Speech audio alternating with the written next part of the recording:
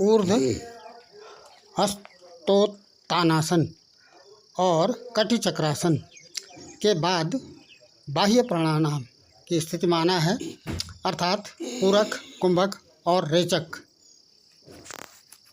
प्राणायाम में जैसा कि अधिक से अधिक हवा हमने नाक से अंदर लेनी है और जब उसके बाद फिर डायफ्राम की मदद से पेट को अंदर खींचना है और अपनी जो चिन्ह है उसको छाती में स्पर्श कराना है।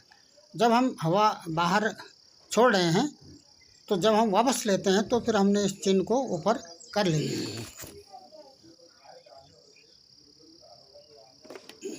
बाह्य प्राणायाम के बाद फिर हमने भ्रामरी प्राणायाम आना है, जैसा कि भ्रामरी माने भंवरे की तरह से नाक में हल्का सा नाक को आंशिक रूप से दबाते हुए तब नाक में गुनगुनाहट के साथ हमने हवा को अंदर ली हुई हवा या वायु को सर में इसको गुनगुनाहट के साथ इसको रोकना है और उसके बाद फिर इसको बाहर छोड़ना है।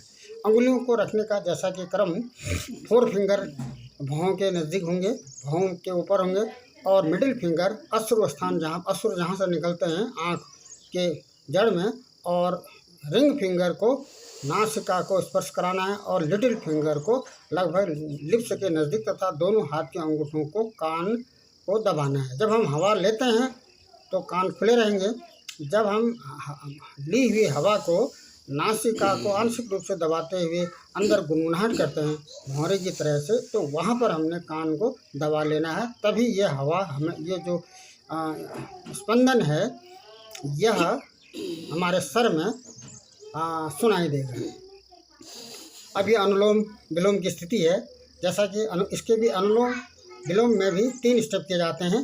एक, नासिका को थंब से बंद करके और हथेली को आसमान की ओर करते हुए अधिक से अधिक नासिका से हवा अंदर लेनी है और अंदर ली हुई हवा को रोकना है, लंग्स में उसको रोकना है। ये दूसरा स्टेप है।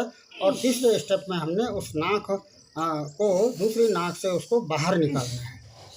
यहाँ पर जब हम नाक से बाहर हवा निकाल रहे हैं तो मिडिल फिंगर का या रिंग फिंगर का प्रयोग करना है।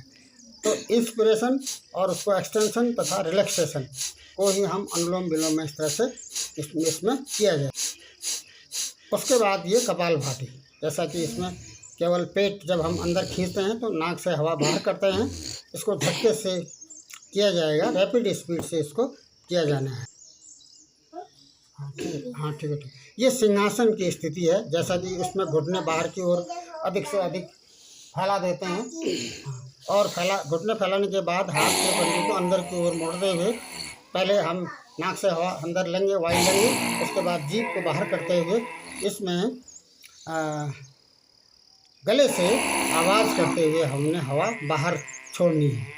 जब हम हवा बाहर छोड़ते हैं तो जीभ भी हमने बाहर कर